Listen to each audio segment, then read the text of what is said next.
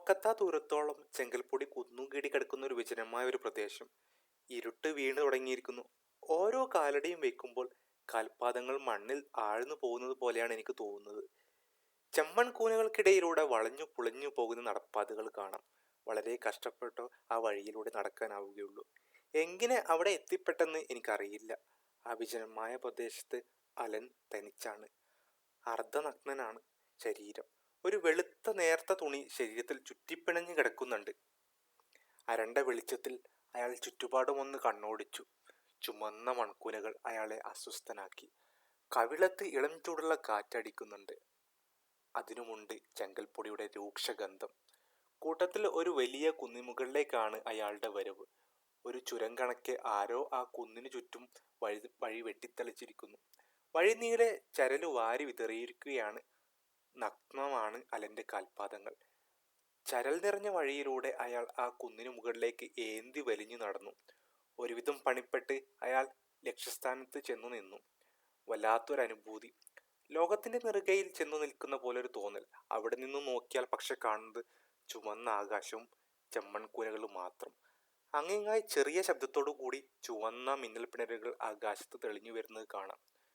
ചൂടുകാറ്റിന് ശക്തി കൂടി കൂടി വരികയാണ്. ആ കാറ്റേറ്റ് കവിളിലാകെ ചുട്ടുപൊള്ളുന്ന പോലൊരു തോന്നൽ. ശരീരമാകെ തളർന്നു പോവുകയാണ്. കണ്ണുകളിൽ ഇരുട്ട് കയറുന്നു. അലന്റെ കണ്ണുകൾ പതിയെ പാതി മയക്കത്തിലേക്ക് വഴുതി വീണു. പാതി മയക്കത്തിലാണെങ്കിലും താൻ ആ കുന്നിമുകളിൽ നിന്നും പതിയെ പതിയെ താഴേക്ക് പതിക്കുകയാണെന്ന് അലൻ മനസ്സിലാക്കി.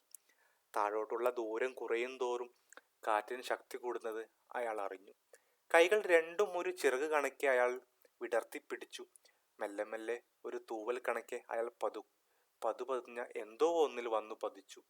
ഒരു നേർത്ത വെളുത്ത തുണി പതിയെ പതിയെ പറന്നു വന്ന് അയാളെ മൂടിപ്പുതച്ചു. മയക്കത്തിൽ നിന്ന് ഉണരുമ്പോഴും അയാൾക്ക് വീണ് കിടക്കുന്നിടത്തു നിന്നും എഴുന്നേൽക്കാൻ പോലും സാധിച്ചിരുന്നില്ല. ദേഹമാസകലം വേദനിക്കുന്നു. പതിയെ പതിയെ കണ്ണു തുറന്നു നോക്കിയപ്പോൾ കാണുന്നത് മറ്റൊരു ലോകമാണ്. വെള്ളിമൺതരികൾ വെട്ടിത്തിളങ്ങുന്ന ഒരു പ്രതലം. അവിടെ ആകെ ഒരു നേരിയ തണുപ്പ് പടർന്നിരിക്കുന്നു. വിജനത അവിടെയും ഒരു പ്രശ്നമാണ്. കടലുപോലെ പരന്നു കിടക്കുന്ന വെള്ളമണൽ തരികൾക്ക് ഒത്ത നടുവിൽ തീർത്തും ഏകനായി അയാൾ മാത്രം. കഷ്ടപ്പെട്ട് പതിയെ എഴുന്നേറ്റു. ചുറ്റുപാടുമൊന്ന് കണ്ണോടിച്ചു. അങ്ങ് ദൂരെ ഒരു ചെറിയ വെളിച്ചം കാണുന്നുണ്ട്. പ്രതീക്ഷയുടെ ഒരു ചെറുപുഞ്ചിരി അയാളുടെ മുഖത്ത് തെളിഞ്ഞു. അലൻ വെച്ച് അങ്ങോട്ടേക്ക് നടന്നു. ഒരു ഇടനാഴിയിലൂടെ എന്നെപ്പോലുള്ള ആ വെളിച്ചം ചെന്നവസാനിച്ചത് ഒരു മരച്ചുവട്ടിലേക്കായിരുന്നു. വെള്ളിയിലകളോട് കൂടിയ ഒരു കറുത്ത മരം. ആ മരച്ചുവട്ടിൽ യാത്ര അവസാനിപ്പിച്ച് മുകളിലോട്ട് നോക്കിയാലൻ താൻ ആ മരത്തിന് വിത്തിനോളം ചെറുതാണെന്ന് തോന്നിപ്പോയി. അത്രയ്ക്ക് ഭീമാകാരമായിരുന്നു ആ മരം.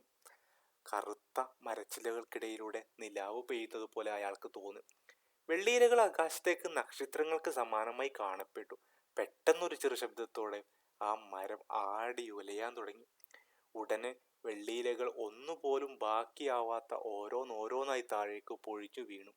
അവ ഓരോന്നും പതിയെ പതിയെ വെള്ളിമണൽത്തരിയിലേക്ക് താഴ്ന്നു താഴ്ന്നു പോയി. മനസ്സിൽ കൗതുകമുയർത്തിയ ആ മരം കറുത്ത കൊമ്പും ചില്ലകളും മാത്രമായപ്പോൾ വല്ലാത്തൊരു ഭീതി അവിടെ ജനിപ്പിച്ചു.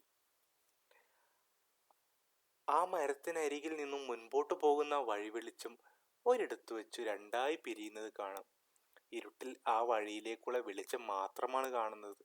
അതിലെ വലതുവശത്തേക്ക് നീളുന്ന വഴിയിലൂടെ അലൻ യാത്ര തുടർന്നു. വെളുത്ത ഉരുളൻ കല്ലുകൾ നിറഞ്ഞ ആ വഴിയിലൂടെ അല്പദൂരം നടന്ന ശേഷം ആരോ വിളിച്ചിട്ടെന്നോണം അയാൾ പുറകിലേക്ക് തിരിഞ്ഞു നോക്കി. നേർത്ത നിലാവിൽ അങ്ങ് ദൂരെ നിന്നിരുന്ന ഒരു കറുത്ത വൃക്ഷം. ആ കാഴ്ച അയാളെ വല്ലാതെ പേടിപ്പെടുത്തി. യാത്ര തുടർന്ന അലന്റെ കാലടികൾക്ക് പതിയെ വേഗത കൂടി. നന്നായി കിതക്കുന്നതോടൊപ്പം അയാളുടെ ഹൃദയമിടിപ്പും കൂടാൻ തുടങ്ങി. ഒന്നല്ല രണ്ടല്ല, പലതവണ പുറകിലേക്ക് തിരിഞ്ഞു നോക്കിക്കൊണ്ട് അയാൾ പതിയെ മുൻപോട്ട് ഓടാൻ തുടങ്ങി.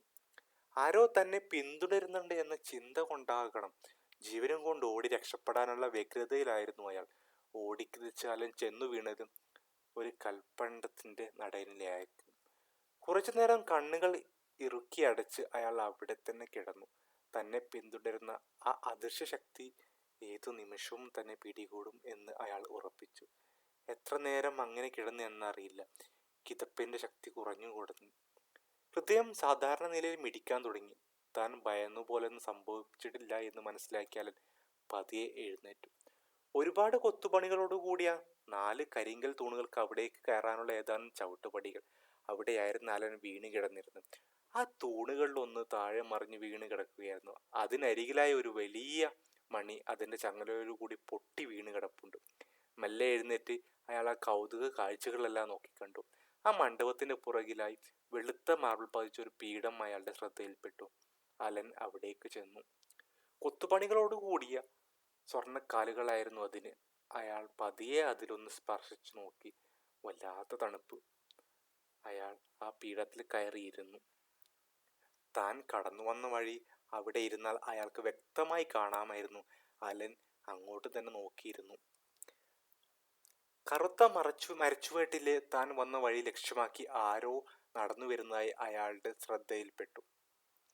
കൂടുതൽ അടുത്തേക്ക് വരുന്നതും ആ രൂപം വ്യക്തമായി കൊണ്ടിരുന്നു. അതെ, അതൊരു വൃദ്ധനാണ്.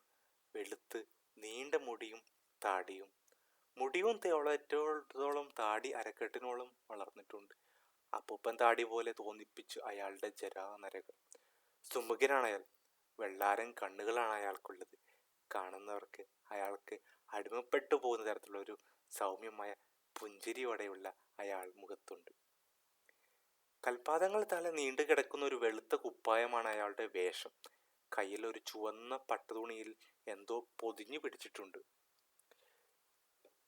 കൽമണ്ഡപത്തിനരികിലൂടെ അയാൾ നടന്നടുത്തു വന്നു.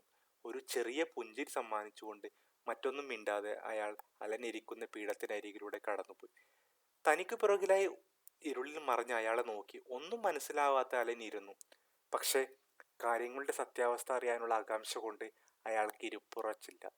ഇരുട്ടിലൂടെ തപ്പിത്തടഞ്ഞു. അലൻ അയാൾ പോയ വഴിയിലൂടെ മെല്ലെ നടന്നു. ആ യാത്ര ചെന്നവസാനിപ്പിച്ചത് ഒരു വലിയ വാതിലിന് മുന്നിലായിരുന്നു. ആ വാതിലിൽ പാതി ചാരിയ നിലയിലായിരുന്നു. അകത്തേക്ക് കടന്നു ചെല്ലാൻ ഉള്ളിലെ ഭയം അയാളെ അനുവദിച്ചില്ല. പക്ഷേ ആകാംക്ഷ ഒന്നുകൊണ്ട് മാത്രം അയാൾ ആ വാതിലിൽ ചെറുതായൊന്നു തട്ടി. ജയിലിന്റെ കമ്പിയഴികളിൽ നാത്തിക്കൊണ്ടുള്ള തട്ട് കേട്ടിട്ടാണ് അലൻ ഞെട്ടിയുണർന്നത്. എന്തുവാടാ, നിനക്ക് ഉറക്കമൊന്നുമില്ലേ? ശിക്ഷ കഴിഞ്ഞു ഇറങ്ങാറായപ്പോഴേക്കും നീ അടുത്ത പ്ലാനിങ് ഒക്കെ തുടങ്ങിയോ? തടി കേടാക്കാതെ മര്യാദയ്ക്ക് കിടന്നുറങ്ങാൻ നോക്കടാ. ശരിയാണ്, 1-2 ദിവസത്തിനുള്ളിൽ താൻ ശിക്ഷ കഴിഞ്ഞു ഇറങ്ങും. പക്ഷേ ഈയിടെയായി തുടരെ കാണുന്ന ഈ സ്വപ്നങ്ങൾ, അതിനെന്തൊക്കെയോ വലിയ അർത്ഥങ്ങൾ ഉണ്ടെന്ന് അലന്റെ മനസ്സ് മന്ത്രിച്ചു. അങ്ങനെ ആ ഒരു രാത്രി കൂടെ അയാൾ ഉറങ്ങാതെ കഴിച്ചുകൂട്ടി.